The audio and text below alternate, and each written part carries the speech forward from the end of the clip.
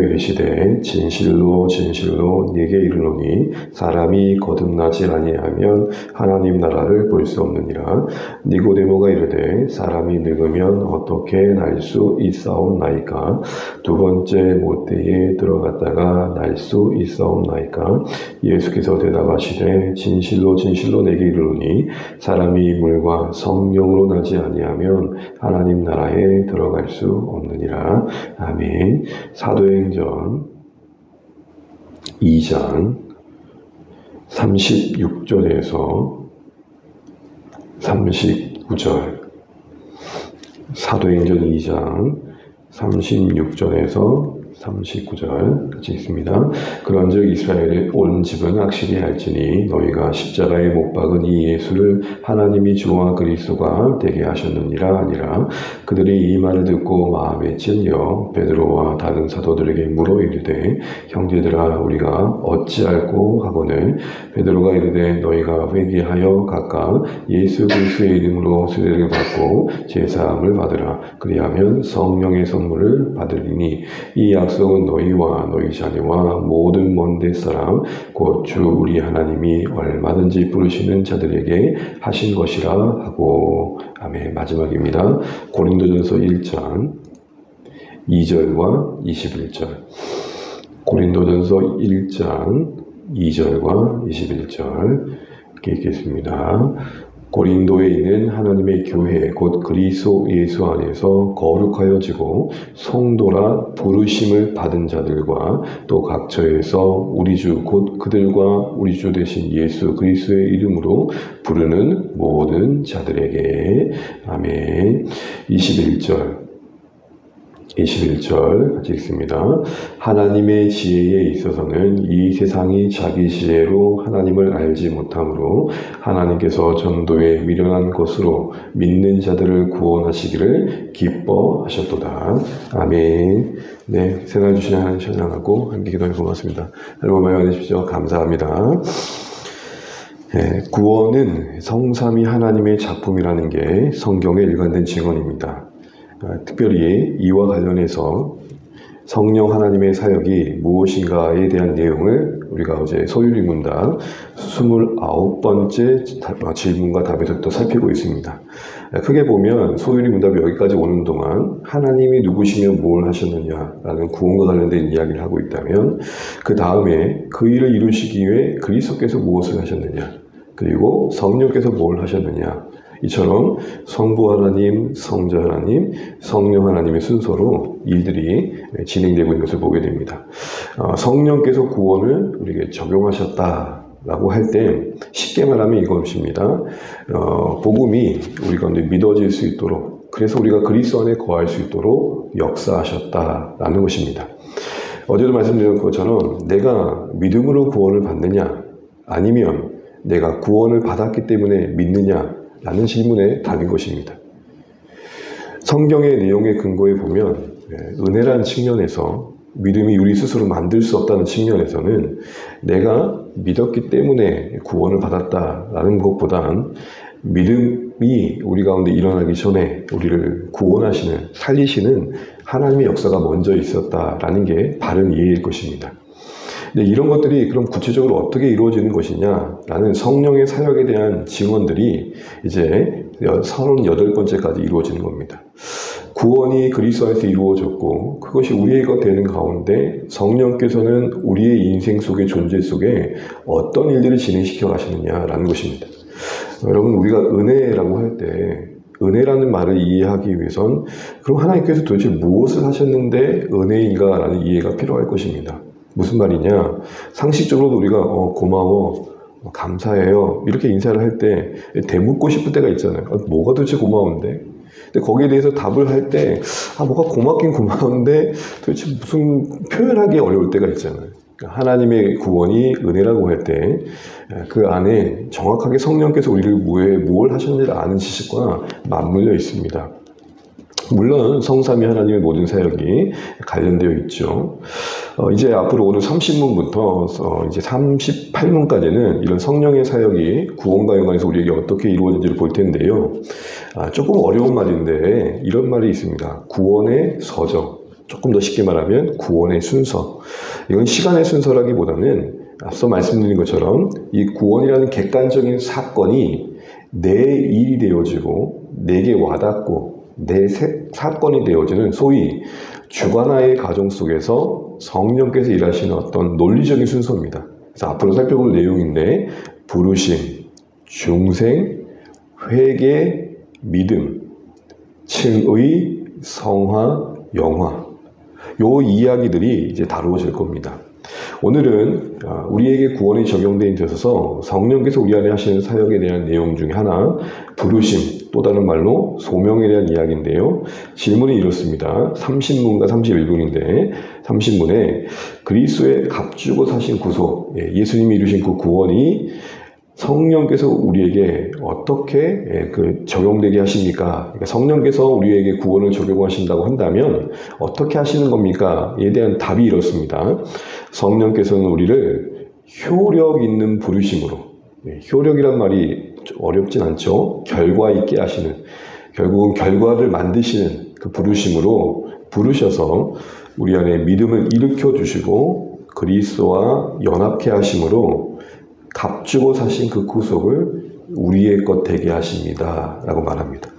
그래서 효력 있는 부르심이 뭔데? 라는 게 이제 31분에 나오는데 그 효력 있는 부르심은 무엇입니까? 라는 질문에 답이 이제 오늘 우리가 함께 나눌 내용입니다. 이 효력 있는 부르심이라고 할 때 먼저 우리가 이야기할 것은 두 가지 부르심이 있다는 게 성경의 증언입니다. 우리가 왜 교리를 배워야 하냐 할 때 교리는 새롭게 만든 이야기가 아니라 흩어져 있는 성경의 증언들을 체계적으로 모은 겁니다. 비유컨대 큰 하우스에서 종류별로 모여있는 꽃밭을 보고 오면 저 자연 속에 흩어진 꽃들을 보면 알아먹잖아요. 민들레끼리 튤립은 튤립끼리 모아놓고 그걸 배우고 나오면 흩어져 있는 산에 튤립이 여기도 있고 여기도 흩어져 있지만 보게 되면 알아먹잖아요. 그와 같이 성경의 이 교리적인 체계의 지식은 그 성경을 보는 안목과 해석의 틀이 돼서 바른 이해를 돕는데 유익합니다. 그래서 우리는 이 교리를 배워야 됩니다. 그리고 내게 임한 구원을 체계적으로 이해하는 것은 또 누군가에게 구원을 설명하고 받아들이게 하는데도 도움이 되는 거죠. 어쨌든 이 부르심, 소명이라는 건 두 가지인데요. 어렵지 않습니다. 첫 번째는 외적 소명이라고 그럽니다. 또 다른 말로는 보편적인 소명인데 쉽게 말해 복음을 전도하고 선교하는 행위입니다. 여러분, 우리에게 복음이 누군가에게 통해 들려졌기 때문에 복음이 있다는 것을 알게 되는 거죠. 그래서 이 외적 소명은 성령께서 신자들을 붙들어 복음의 진리를 전하도록 하는 사역을 말합니다. 복음의 진리를 믿음으로 제시해서 제사함 받게 하고 구원 얻게 하는 은혜로운 초청의 행위에 우리가 동참하는 것이죠. 고린도서 1장 21절 우리가 읽었던 것처럼 하나님은 전도에 미련한 것으로 지혜 없는 자들에게 복음의 진리를 전하는 것을 기뻐하신다라고 말합니다.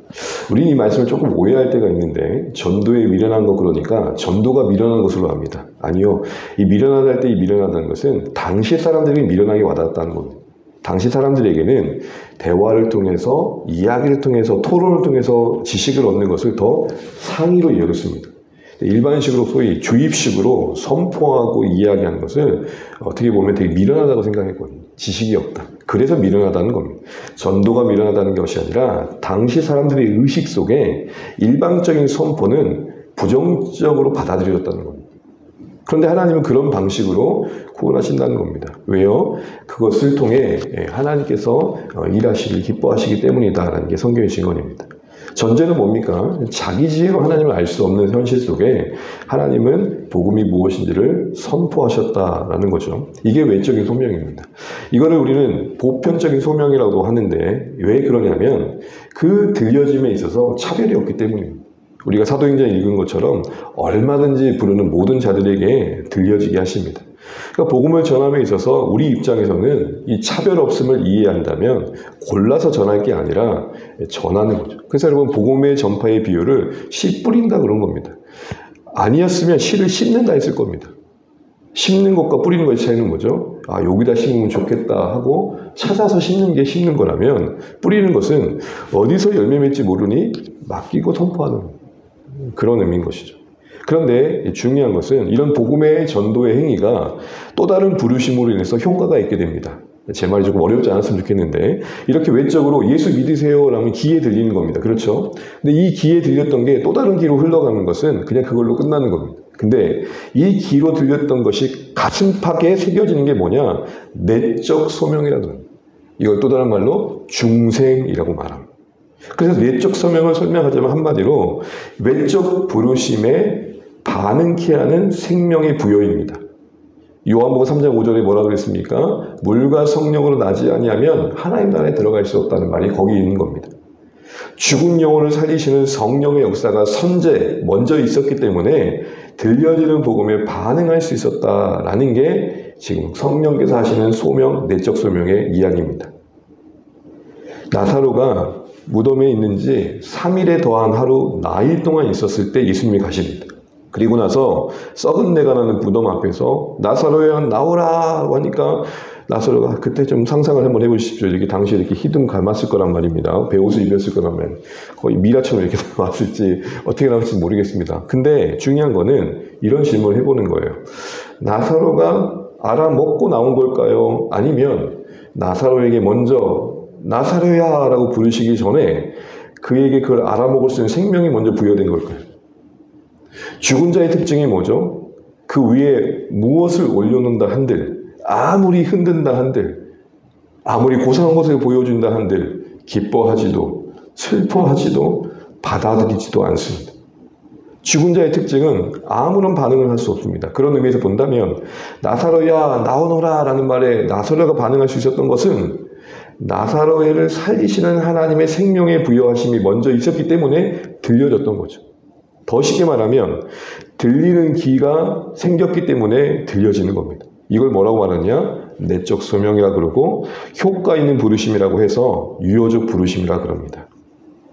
이처럼 성령께서는 우리 안에 거듭나게 하시는, 다시 태어나게 하시는, 말씀이 믿어지게 하시는 생명의 부여하심으로 우리 안에 놀라운 복음의 반응을 일으키신 겁니다. 그래서 31문의 답은 이렇게 체계적으로 그 반응의 현실을 이렇게 표현합니다.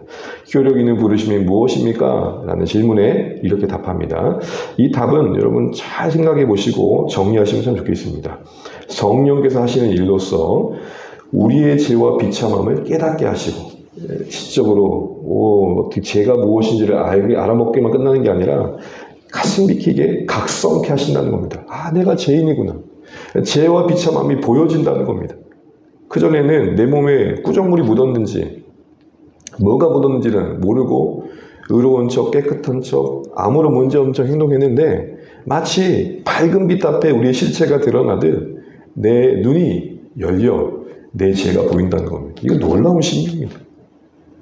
우리 양심이 깨우치고 윤리적인 의식이 깨우치는 수준을 넘어서 내 실존 자체가 나의 궁극적인 존재이신 하나님 앞에서 받아들여질 수 없는 더러운 인생이라는 게 보이는 겁니다. 나는 입은 게 의로운 옷인데 하나님 앞에는 더러운 옷임이 보이는 겁니다. 그리고 나서 이렇게 말합니다. 우리 마음을 밝혀 예수 그리스도를 믿게 하시고 알게 하시고 이제는 그렇게 죄와 비참함을 깨닫게 된 신자의 존재에게 할 수 있는 건 뭐죠? 이런 나를 살릴 수 있는 대상을 찾게 되고 구하게 되는 거예요. 그래서 그리스도를 믿게 하시고 세 번째, 우리의 의지를 새롭게 하셔서 예수 그리스도를 영접해 하십니다. 우리 그리스도 예수 그리스도를 영접하도록 이 표현을 주목해 보세요. 우리를 설복하여 믿게 하십니다. 설복하여 믿게 하십니다. 강압적으로 믿게 하신다는 게 아니라 설복, 설명하여 수긍하게 하시는 방식으로 믿게 하십니다. 이런 표현에 어떤 의미가 있는 겁니까? 성령의 사역이 없으면 우리는 반응할 수 없다는 것이고 그 성령의 사역에 반응하도록 하나님은 강압하기보다는 시간 속에 인생 속에 상황 속에 일해 가셔서 그 한 인생이 그것을 받아들이기까지 인내하시며 사역해 가신다까지 포함되는 겁니다. 한마디로 이 성령의 사역은 호련히 임하는 건 신비이기 맞지만 우리에게 결과로 찾아오기까지는 상당한 하나님의 기다리심 속에 이루어진 일들이고 은혜이며 또한 그 결과가 이루어지는 과정 속에 하나님의 인격적인 초청이 있음을 알게 됩니다. 그래서 여러분 이런 가정 속에 구원이 임하기 때문에 우리 고린도서 1장 2절에 읽은 것처럼 신자들의 또 다른 별칭이 뭐냐? 부름받은 인생이다. 우리 고린도서 1장 2절 볼까요? 참 은혜로운 표현입니다. 고린도전서 1장 2절 같이 한번 읽어볼게요. 시작. 고린도에 있는 하나님과 교회고 그리스도 예수 안에서 거룩하여지고 성도라 부르심을 받은 자들과 또 각정에서 우리 주 곧 그들과 우리 주 대신 예수 그리스도 이름을 부르는 모든 자들에게 아멘. 제가 왜 이 말씀이 은혜되냐면 자 보십시오. 부르심을 받았기 때문에 부를 수 있게 된 존재가 신자입니다. 자, 표현을 보세요. 성도라 부르심을 받아서 할 수 있는 일이 이제 뭐냐? 그 예수님을 주로 믿고 부를 수 있게 됐다는 겁니다. 불러주셨기 때문에 이제는 그 주님을 부를 수 있게 됐다는 겁니다. 어떻게 이 설명을 이렇게 성경을 통해서 볼 때 이 안에서 우리가 은혜를 안 볼 수 있겠습니까?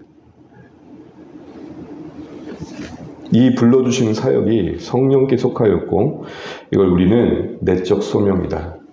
그리고 거듭나게 하시는 중생의 사역이다 말하는 겁니다. 그래서 구속이 성령께서 우리 안에 적용하실 때 가장 먼저 하시는 게 뭐냐? 소명과 중생.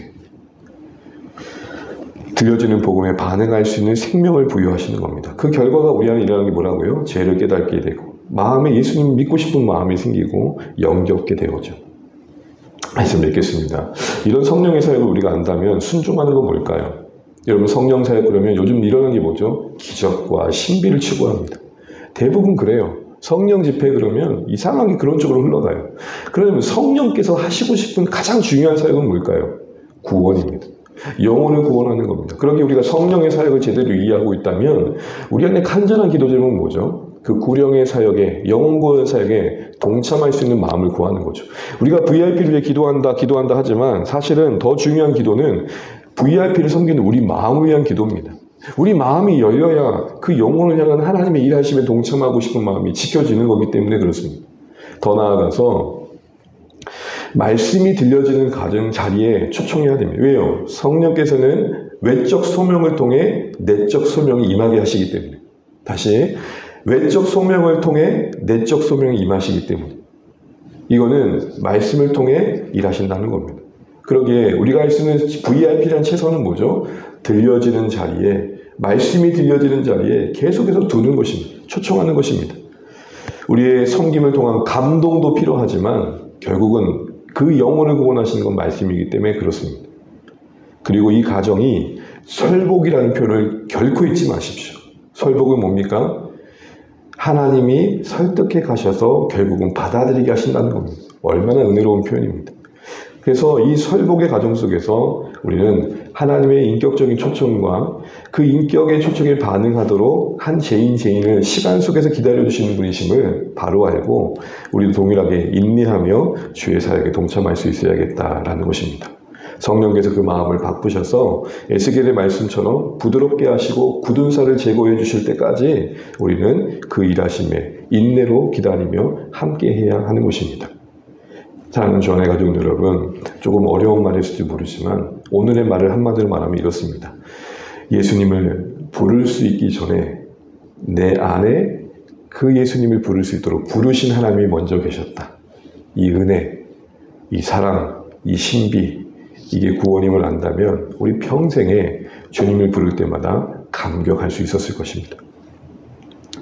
우리가 이 사실을 바로 알고 오늘 이 새벽에도 우리 안에 예수님의 이름을 부를 수 있으니 내게 예수님의 이름을 불러 기도해야 된다는 게 의무일 수 있지만 한편 생각해 보면 놀라운 특권인 게 거기에 있는 것이죠. 우리 사실을 기억하면서 구원에 이루시는 이 성령의 사역을 바로 알고 감사로 또 이루시는 성령 하나님의 설복의 사역을 바로 알고 인내로 영혼을 섬기는 데 참여할 수 있는 우리 모두 되시기에 주님을 축복합니다. 기도하겠습니다. 오늘 우리 주신 말씀 기억하면서 기도하시면 좋겠습니다. 무엇보다도 성령께서 우리에게 구원을 적용하실 때